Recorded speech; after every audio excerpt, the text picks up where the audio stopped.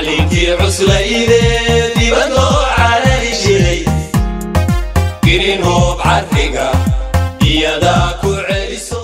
بسم الله الرحمن الرحيم، الحمد لله رب العالمين والصلاة والسلام على أشرف المرسلين سيدنا محمد وعلى آله وصحبه وسلم. مغري ومحمد عبد الرحمن محمود قدوميها دقمة دار السلام. waxaan ka mid ahay ardaydii ka qalin jabisay jaamacadda Green Hope oo runtii faculty la yiraahdo security study. waxaan aad iyo aad ugu faraxsanahay inaan ka mid ahay ardaydii wax ka baratay jaamacadda Green Hope oo runtii aan dhihi karo intaan jaamacadda galin oo maadadaas aan baran ka hor wax badan aan ka dhibnaa sababtoo ah waddanka waa dareemi kartaa xaaladiisa. security markaan baranayo waxaan ahaa gudoomiye ku-xigeen degmo, haddana waxaan ahay gudoomiye degmo. runtii waxay ii saaciday inaan markin horumar ka sameeyo dhanka shaqadeyda maadaama aan ahay gudoomiye degmo. shaqadaas waxay ii suurtagelisay maadooyinkii aan ka bartay amniga sida security study-ga iyo intelligence-ga iyo maadooyin tiro badan runtii waan waxtar u lahaa aniga iyo weliba bulshada Soomaaliyeed gaar ahaan magaalada Muqdisho.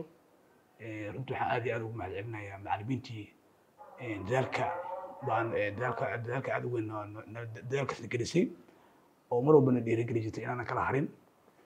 ugu horeeya macallin ustaad Bataan oo runtii aad iyo aad maaragtay ahaa kaliya soo dhahay macallin oo ahaa saaxiibka u dhow la jeclaysiiyey maadadaas.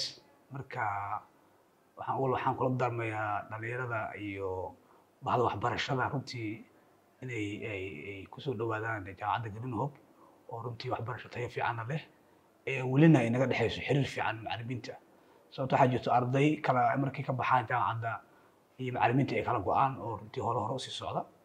laakiin anaga runtii weli macallimiintii iyo waa ku xiranahay iyo maamulkii jaamacadda. taas waxay noo sii dhiirigelisay xataa waxyaabaha qaarkood inaan dib u weydiino macallimiinta maadadiina aan weli sii wadno. haddana insha allahu tacaala bishaan sanadka cusub waxaan rabnaa inaan masterkeeda diyaariyo haddii la yidhaahdo oo aan isleeyahay inaan hore usii socono maadaama maadadan ay tahay maado aad u qaali u ah maado ma arkin oo dunida macno weyn ugu fadhido dalkana macno ugu fadhido. waxaan leeyahay marka waxaan u mahadcelinayaa maamulka iyo ardayda wax isla baranay iyo macallimiinta inta waxaan leeyahay aad iyo aad u mahadsantihiin. kaalinta uga dhex jirtaan bulshada runtii waa kaalin muhiim ah. waxaan dhihi karaa marka waxaa muhiimtii mar walba in Ilaahay hambaliyo.